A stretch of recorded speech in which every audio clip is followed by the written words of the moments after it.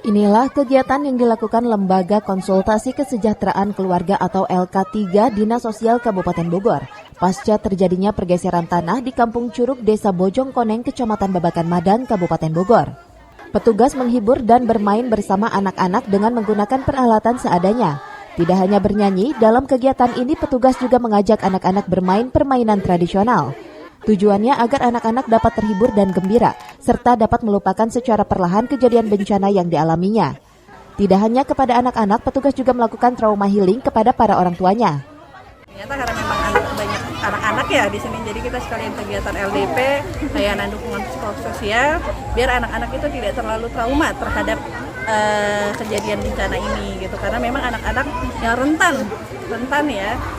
terhadap bencana ini, yang memang daya ingatnya itu terlalu melekat banget ke anak-anak, takutnya ada rasa trauma. Tapi setelah kita turun asesmen itu tidak terlalu parah traumatiknya, mungkin ke ibu-ibu juga tidak terlalu parahnya, hanya sekitar kurang lebih 50% lah gitu traumanya.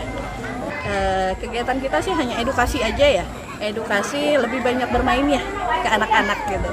Mungkin kalau ke ibu-ibunya kita lebih banyak penguatan di sosialnya, di psikologisnya, biar tidak terlalu trauma, terlalu memikirkan bencana ini nanti ke depannya seperti apa gitu.